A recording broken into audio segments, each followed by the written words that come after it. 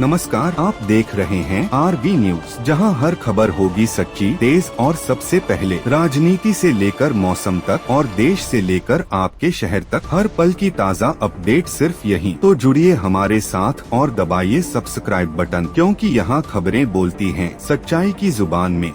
प्रदेश में मौसम चक्रवात के प्रभाव के बाद सुधरने लगा है। आज प्रदेश के अधिकांश हिस्सों में धूप निकलने की संभावना है। बारिश कम रहेगी। बरेली में एक युवती ने धर्म परिवर्तन कर प्रेमी से मंदिर में शादी की। परिवार ने जान को खतरा जताया है। आज का मौसम उत्तर प्रदेश में अयोध्या के आसपास के अधिकांश हिस्सों में मौसम शुष्क रहेगा। बारिश व तेज हवा की संभावना कम है। दिन में हल्की धूप प्रकाश देखने को मिल सकती है। रात में हल्की ठंड महसूस हो सकती है। अमित शाह ने कहा है कि देश कोई धर्मशाला नहीं है। साथ ही बिहार में वोटर लिस्ट संशोधन को लेकर चर्चा छिड़ी है। यह बयान इस राज्य में आगामी विधानसभा चुनाव 2025 के संदर्भ में आया है, जहां चुनावी माहौल गर्म है। एनडीए ने अपने संकल्प पत्र में विभिन्न वादे रखे हैं। युवाओं को 1 करोड़ नौकरियों का प्रस्ताव, जिला स्तर पर स्किल सेंटर, मेट्रो विस्तार, उद्योग पार्क निर्माण आदि शामिल। यह भाजपा जदयू गठबंधन की रणनीति का एक अहम हिस्सा है।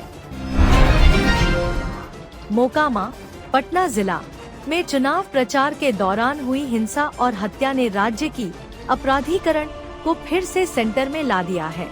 इस पर चुनाव आयोग द्वारा स्थानीय अधिकारी तबादले भी किए गए हैं, ताकि शांतिपूर्ण मतदान सुनिश्चित हो सके।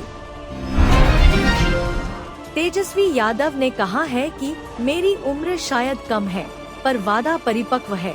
उन्होंने रोजगार, सामाजिक न्याय व नए बिहार के एजेंडे को उठाया है। इसके साथ ही पप्पू यादव ने मुख्यमंत्री नीतीश कुमार पर हमला किया है कि बिहार में माफिया शक्ति का बोलबाला है। पवन सिंह को भारतीय जनता पार्टी ने चुनाव प्रचार के लिए उतारा है। शाहपुर, बिहार में उन्होंने भाषण देते हुए कहा कि बिहार में वापस जंगल राज नहीं आने देना है।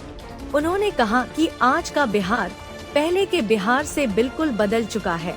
सड़कें बेहतर हैं, बिजली व्यवस्था सुधरी है। साथ ही पवन सिंह ने हाल में अपनी पत्नी ज्योति सिंह द्वारा काराकाट सीट से चुनाव लड़ने पर अपना कमेंट दिया है। खुद उन्होंने कहा कि यह मामला पार्टी आदेशवर्ती है। इसके अतिरिक्त पवन सिंह पिछले महीने बीजेपी में पुनः शामिल हुए थे और उच्च स्तरीय नेताओं से मुलाकात की थी।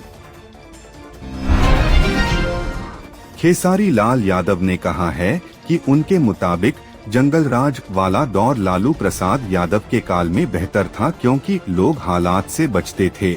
इस टिप्पणी ने राजनीतिक विवाद को जन्म दिया है। उन्होंने यह भी कहा है कि वे प्रधानमंत्री नरेंद्र मोदी के प्रशंसक हैं, लेकिन यह सवाल उठाते हैं कि बिहार के लिए क्या क्या हुआ है। खेसारी लाल यादव ने राष्ट्रीय जनता दल (आरजेडी) की सदस्यता ली है, बदलाव की बात कही है। भारत प्रथम प्रतिक्रिया देने वाला देश है। मोदी ने कहा कि जब भी दुनिया में कोई संकट आता है, भारत सबसे पहले आगे आता है और सहायता देता है। माओवादी हिंसा में भारी गिरावट। मोदी ने घोषणा की कि 11 वर्ष पहले देश में 125 जिलों में माओवादी बटा नक्सली गतिविधियां थीं। अब सिर्फ 3 जिले सक्रिय स्थिति में हैं। छत्तीसगढ़ में बड़े विकास परियोजनाएं। उनके निर्माणाधीन नए विधानसभा भवन, तेल गैस डिपो और अन्य विकास परियोजनाओं का शुभारंभ हुआ। मोदी ने छत्तीसगढ़ के नवा रायपुर में एक हॉस्पिटल में 2500 बच्चों से मुलाकात की, जो मुफ्त हृदय शल्य चिकित्सा के लाभार्थी रहे। पीएम मोदी आज बिहार में रोड शो करने आ रहे हैं। पटना, आरा और नवादा में जनसभाएं और रोड शो निर्धारित हैं। नेपाल ने अपना संसद भंग किया है तथा नए चुनाव 5 मार्च 2026 के लिए तय किए हैं। रामचंद्र पौडेल राष्ट्रपति ने अस्थायी प्रधानमंत्री सुशीला कार्की को नियुक्त किया है।